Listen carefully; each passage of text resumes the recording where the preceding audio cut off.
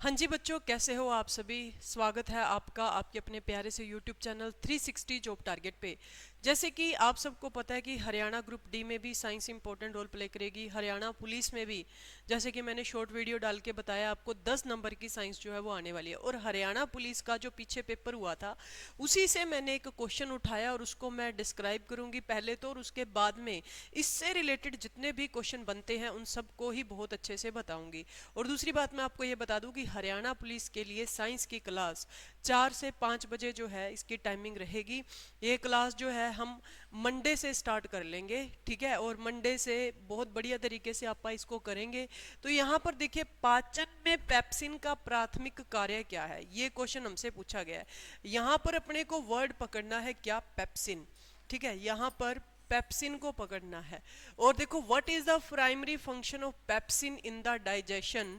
Carbohydrate को परिवर्तित करना, वसा का पाइसीकरण करना, लिपिड को फैटी एसिड में परिवर्तित करना, प्रोटीन का पाचन करना, या फिर अप्रयासित। यानी अब देखो, breakdown of carbohydrate, emulsify fats, convent lipid into fatty acid, convert lipids into fatty acids, digest protein. तो यहाँ पर देखो, पेप्सिन जो है, पेप्सिन हमारे पास में जो आप देख रहे हो, पेप्सिन स्टूडेंट एक एंजाइम्स होता है।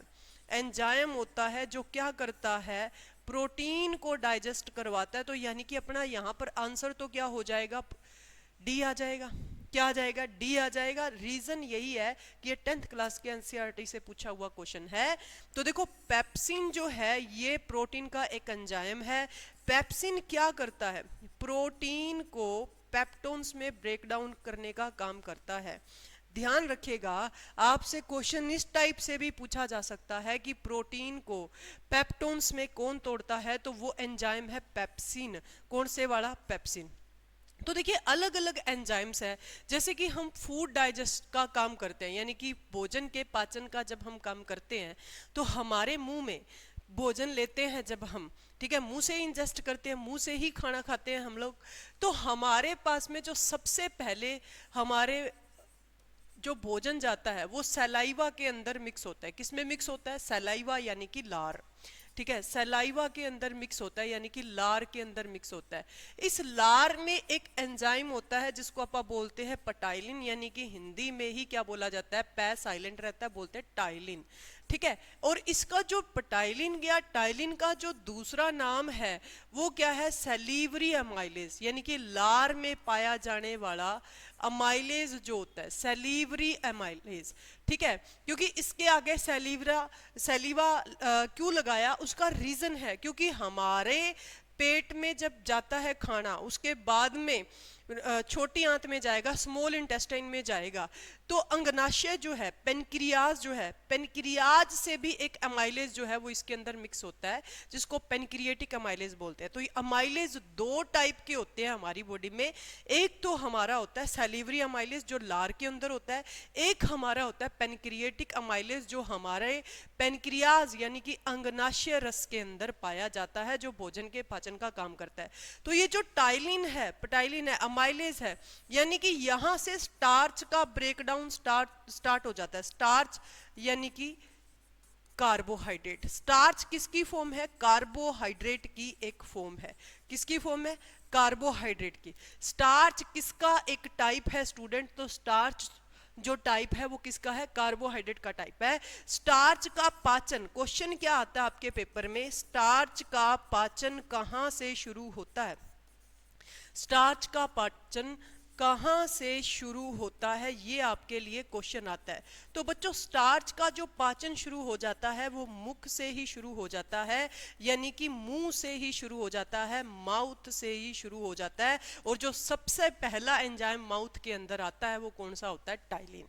कौन सा होता है बच्चों, टाइलिन, जो किसका ब्रेक डाउन करता है, किसको ब्रेक डाउन करता है, स्टार्च को। किसको, स्टार्च को ब्रेक डाउन करने का काम करता है। जैसे ही फिर उसके बाद में हम हमारे अमाशय में आएंगे, अमाशय यानी कि पेट, जिसको इंग्लिश में क्या बोलते हैं आप, स्टमक।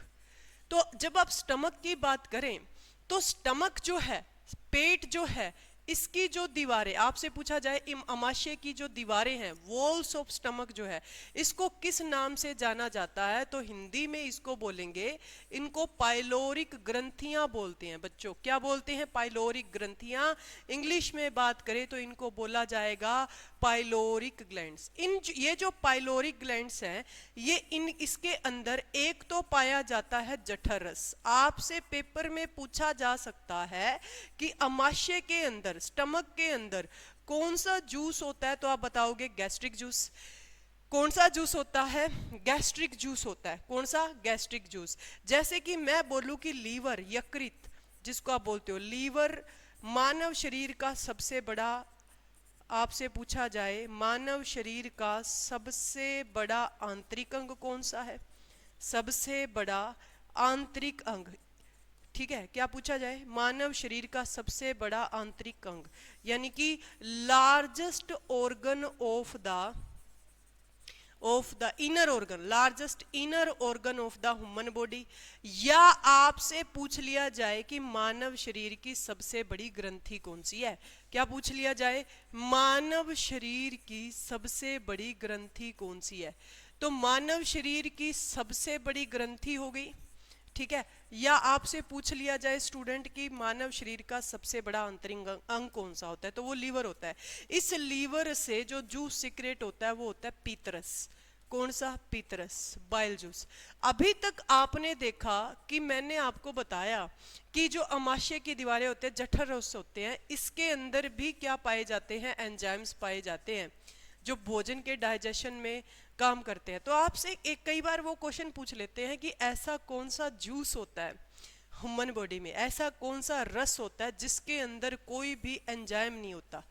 इसके अंदर ये जो पीतरस है, इसके अंदर कोई भी एंजाइम नहीं पाया जाता। वेरी इंपॉर्टेंट पॉइंट है, इसके अंदर कोई भी एंजाइम नहीं पाया जाता। किसके अंदर? पीतरस के अंदर कोई भी एंजाइम नहीं पाया जाता है। समझ आए? अब मैं यहाँ पे जो बात कर रही थी किसकी?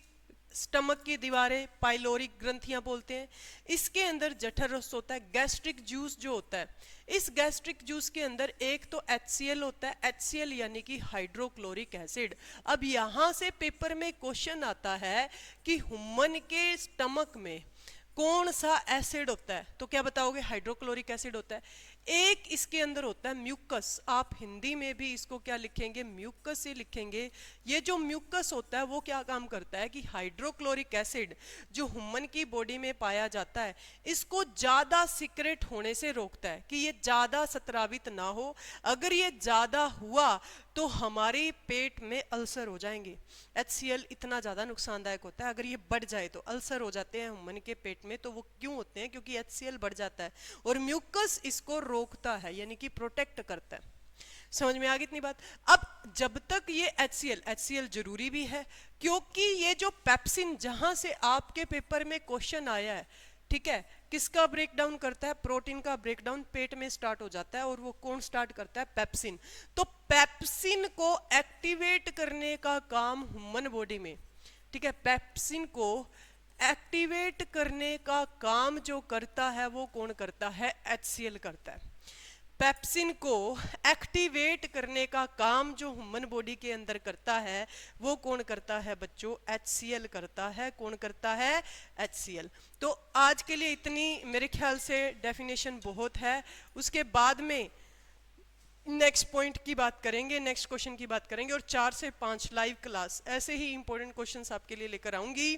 तो 4 से 5 लाइव क्लास को इग्नोर नहीं करना। Thank you so much to all of you.